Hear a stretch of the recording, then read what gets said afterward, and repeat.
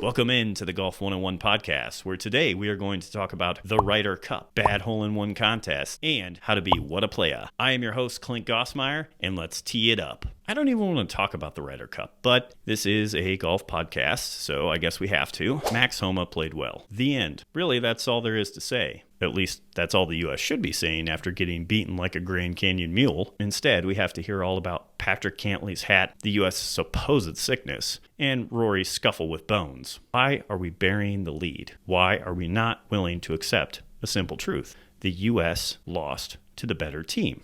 But I would argue that the U.S. did not, in fact, bring the best golfers. Of course, that could be misconstrued as hindsight after what we all just witnessed. But no one wants to discuss that Bryson DeChambeau belonged on that team. Period. And you probably could make the case for DJ or even Patrick Reed, as much as it pains me to say that. And it wasn't just LIV players left out. What about Tony Finau, Cameron Young, or Keegan Bradley? Why were they left out? Well, there's only one man that can answer that. Zach Johnson, captain, the man who led the U.S. to arguably the worst performance ever by the U.S. at a Ryder Cup. At the very least, the worst single-day performance ever. How did the boys' club picks work out for you? How did picking on popularity versus merit work out? Disgraceful. Speaking of disgraceful, let's talk about another story. This one's all about Brad Dahlke. No, Brad isn't the disgraceful one in the story. Allow me to explain. If you don't know, Brad is a very accomplished golfer. He's won the Junior PGA Championship, played golf at the University of Oklahoma, and even earned an invite to play in the 2017 Masters. Recently, he's been featured on the YouTube channel Good Good. But today we are going to discuss what happened to him a few months ago. The following information is from his videos and from a few websites that I pulled. So I'm actually going to read that directly so I don't mess it up. Quote, Brad was in Oklahoma at his home course to play in the Drew Neville Charity Classic, which was presented by Wilson Cadillac. This event will benefit our pediatric cancer and cardiac surgery programs. This tournament will honor Drew and recognize his decades-long commitment to the Children's Health Foundation in a way that will continue for years to come. He has dedicated years of his time, talent, and passion to our mission in Oklahoma's kids who need the best in medical care. He is an outspoken advocate for the importance of pediatric medical research as well. End of quote. Obviously, that is awesome. Anytime you can help out a charity, raise some awareness, and dedicate some funds to a good cause,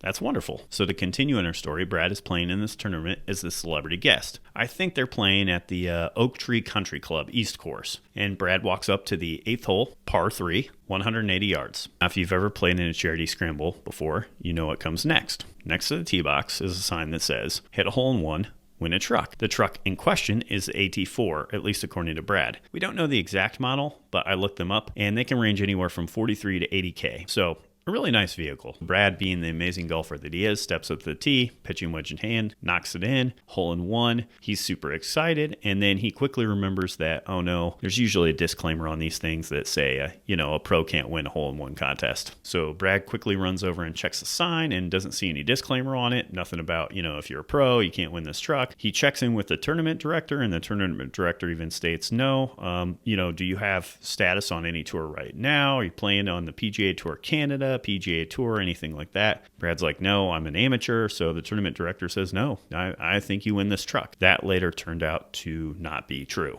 The insurance company ended up denying the claim on the basis that Brad had been a pro in the past. To me, this sounded pretty sketchy, so I made a Reddit post about it and put it in Good Memes. That obviously was a huge, huge mistake, because there are a lot of people out there who are ignorant and lack critical thinking skills and empathy. Luckily, there was one really good response out there, and I'm now going to read that because I feel like it outlines exactly how these contests work. So here we go.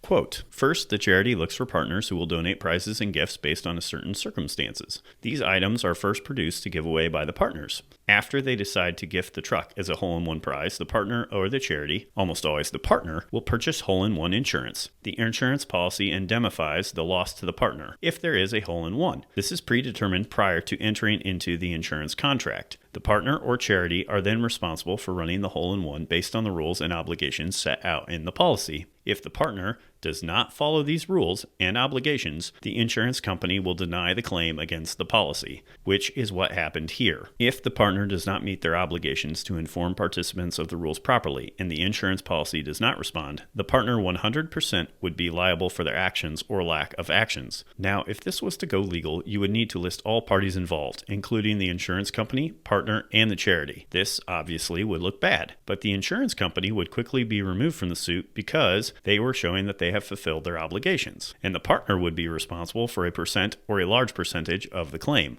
Unfortunately, the charity would likely also be partially at fault in a situation like this, as they often supply the people to run the hole-in-ones. It would be on Brad to show the partner did not meet their obligations. Finally, not all policies have exclusions for pros, but most attorneys will not pay the premium difference to even allow for pros to be eligible. End of quote. Now here's my problem with all this, and this extends to all half-court shots, hole-in-one contests, all these things. They are all intellectually dishonest, and that means to fail to apply high standards to the truth. Even within the prize itself is a level of baked-in dishonesty. The sign says, hit a hole-in-one, win a truck, when in reality, it should say, hit a hole-in-one, win a free lease for a truck for a predetermined set of time. It is my contention, therefore, that since the contest was poorly run, the dealership should be responsible for providing the truck to Brad. I know that most people on Reddit did not agree with this take. They took the side of the insurance company, the dealership, or said, you know what? Brad's going to be okay. He's on a popular YouTube golf channel, so he's doing all right. But let's assume for a moment that you hit the hole-in-one and you are denied the truck. What would you do? Some people were like, well, I'm not a pro, so of course that wouldn't apply to me. Let's not be so sure. I wouldn't be the least bit surprised if the insurance policy stipulated that if you've ever played for money, you're a pro, and therefore ineligible to receive the prize. So if you played for money, congratulations, you're a pro, and you will not receive the prize. Or maybe they said you were wearing performance-enhancing equipment at the time that you made the shot, aka golf shoes, and therefore not eligible to win the prize. Congratulations, you've just been screwed over by the insurance company. And apparently, no one on Reddit will care. Now all of a sudden, when you put yourself in someone else's shoes, I bet you flip-flop so fast we mistake you for a pancake. Talk is cheap after all, and a new truck isn't. But when you're the one affected, your perspective tends to shift. So please, insurance companies, if you're listening right now, stop these stupid hole-in-one contests, because we've been shown time and time again that you're not going to pay out. I don't really have a good transition to our last segment, except that I'm not going to end on a sour note. So I'm dialing up the king of positivity, Golf Sidekick. What a playa. In his latest vid, the Sidekick is dishing out lessons to a 10 handicapper, one of which is to go ahead and hit the like button right now. Okay, it's actually not, but you should do that because it helps me with the YouTube algorithm. Now that that's done, why don't you go ahead and head over to his channel and watch the full vid, and remember, I hope to see you out there.